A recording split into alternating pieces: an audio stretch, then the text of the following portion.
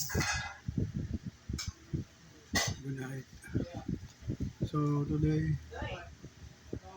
we are going to answer number 13 in the past bar exam 2024 in political law bar exam.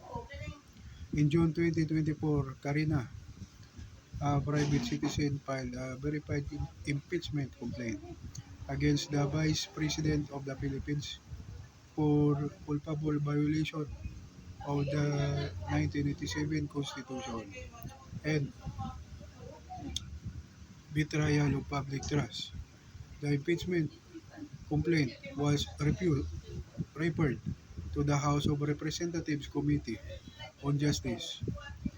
In July 2024, the House of Representatives approved the report of the Committee on Justice dismissing the impeachment complaint due to the impeachment of resolution or endorsement of any member of the House of Representatives. In August 2024, a party list representative filed a second verified impeachment complaint against the Vice President based on the same facts and grounds as the first complaint. In September 2024, the second impeachment complaint was referred to the Committee on Justice. The Vice President moved to dismiss the second complaint, arguing that no impeachment proceeding can be initiated against same official more than once within a period of 1 year.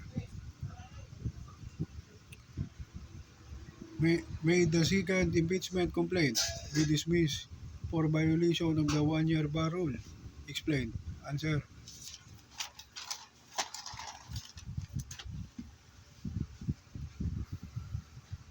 No, the second complaint can't be dismissed for violation of 1 year bar rule. Section 3 of Article 11 of the 1987 Constitution states 1. The House of Representatives shall have the exclusive power to initiate all cases of impeachment. A verified complaint for impeachment may be filed by any member of the House of Representatives or by any citizen or a resolution of endorsement by any member thereof, which shall be included in the order of business within 10 session days thereafter. The committee,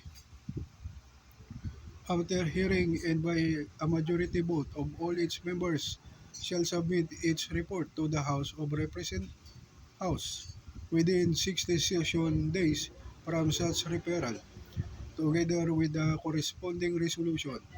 The resolution shall be calendared for consideration of the House of within the session days from receipt thereof.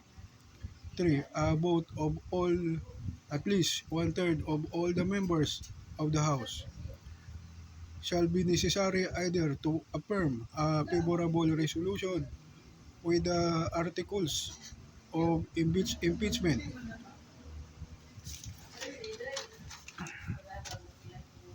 of the committee or override its contrary resolution. The vote of each member shall be recorded. 4. In case the verified complaint or resolution of impeachment is filed by at least one-third of all the members of the House, the same shall constitute the articles of impeachment and trial by the Senate shall forthwith proceed. 5. No impeachment proceeding shall be initiated against the same official more than once within a period of 1 year. 6. The Senate shall have the sole power to try and decide all cases of impeachment. When sitting for that purpose, the senators shall be an oath or affirmation. When the President of the Philippines is on trial, the Chief Justice of the Supreme Court shall preside, but shall not vote. No person shall be convicted without the concurrence of two-thirds of all the members of the Senate. 7. Judgment in cases of impeachment shall not extend further than removal from the office in disqualification to hold any office under the Republic of the Philippines, but the party convicted shall nevertheless be liable and subject to prosecution, trial, and punishment according to the law. The Congress shall promulgate rules on impeachment to effectively carry out the purpose of this section. The following are the grounds for impeachment. 1. Culpable violation of the 1987 Constitution. Treason. 3. Bribery. 4. Graft and corruption. 5. Other high crimes. And 6. Betrayal of the public trust. Section 2, Article 11, 1987 Constitution. The complaint of Karina does not qualify to the word initiate. The term initiate means to file the complaint and take initial action on it. The initiation starts with the filing of the complaint, which must be accompanied with an action to set the complaint moving. It refers to the filing of the impeachment complaint coupled with Congress taking initial action of said complaint. The initial action taken by the House of the complaint is the referral of the complaint to the Committee on Justice.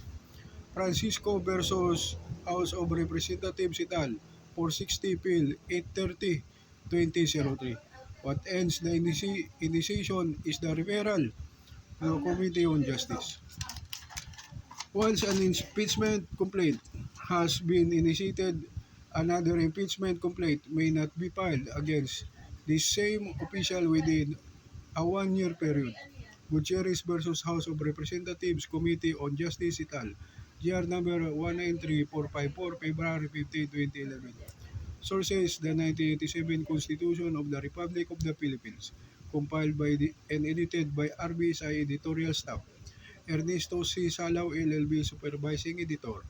Political Law Reviewer by John Salvano Sr., deceased.